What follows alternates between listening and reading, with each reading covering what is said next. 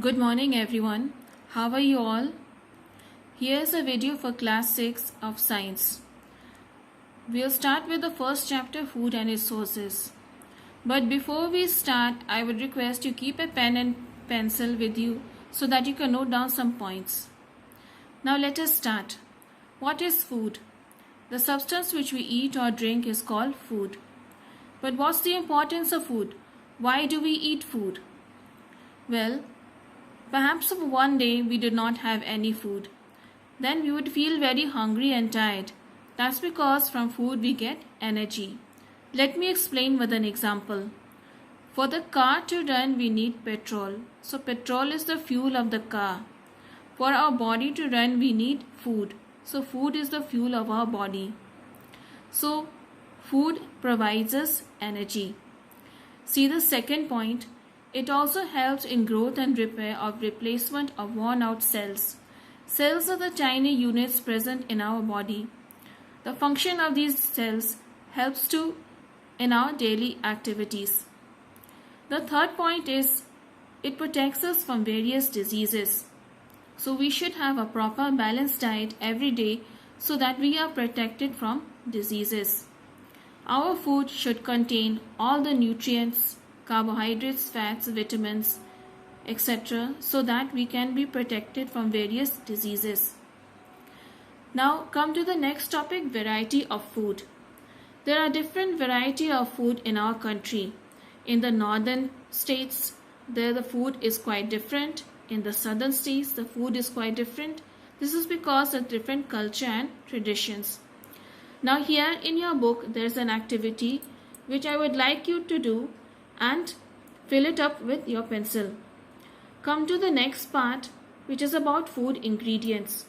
The raw materials needed to prepare any food items are called ingredients. Suppose today your mother was making rice. So to make rice she needed rice and water. So rice and water are the two ingredients needed to make rice.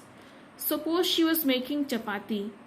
Flour and water are the two ingredients needed to make chapati. Now come to the next part, sources of food. Now sources of food means from where the food is coming from. Basically the food is coming from plants and animals. From plants we are getting vegetables and fruits. From animals we are getting milk and meat. So plant as a source of food. Why the green plants are called producers? The green plants are called producers because they prepare their own food. So how they prepare their own food? They use the carbon dioxide, they use the chlorophyll which is present inside them, and with the help of the water taken from the soil, with the help of the roots, and with the help of sunlight, they are able to prepare their own food. Now come to plants and their edible parts. Edible parts means those parts which can be eaten. The plant has different parts which are eaten. The root part can be eaten. Carrot, turnip and radish is the root part. Potato, ginger, onion and sugarcane are the stem part. Spinach, coriander, mint are the leaves part. The flower part can also be eaten. So you can also find out the flower part. Now come to the next topic, animal is a source of food. Here there is a question in your exercise about writing a short note on animal as a source of food. You can write it this way. The sources of food we get from animals are milk, meat, eggs and honey. Milk is obtained from milk yielding animals. Yielding means the animals which give milk. For example, cow and goat.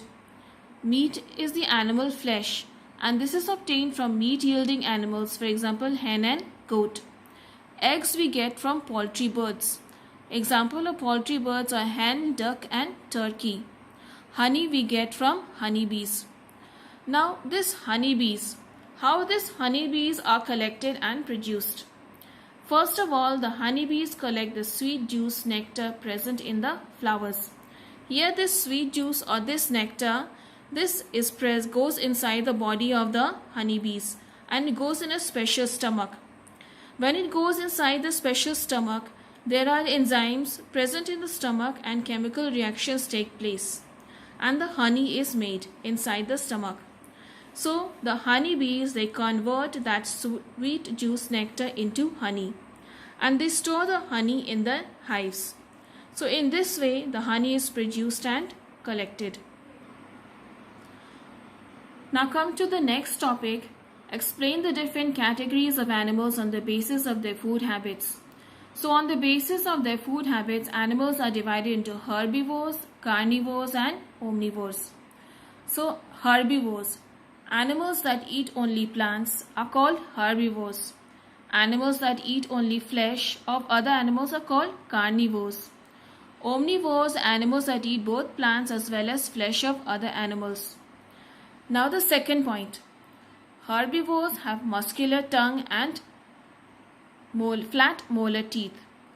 Canines have long pointed and widely spaced canine teeth. Omnivores have flat molar teeth and sharp incisors. Now these incisors, canine and molar, these are different types of teeth present inside the mouth. Example of herbivores are cows, goat, deer, elephant. Example of carnivores are lion, tiger and wolf. Example of omnivores are bear and crow. But what's the difference between scavengers and decomposers? Here, let us come to scavengers and decomposers. The animals which mainly feed on dead bodies of animals are called scavengers. For example, vulture, hawk and jackal, rat, hyena. Decomposers, organisms which break down the body of dead and decaying organisms into simpler substances are called decomposers. Example, bacteria and fungi. So the basic difference is that scavengers feed on the dead bodies of animals, but decomposers do not feed. They do not eat up the dead bodies, but they break down the bodies into simpler substances and help it to mix up in the soil.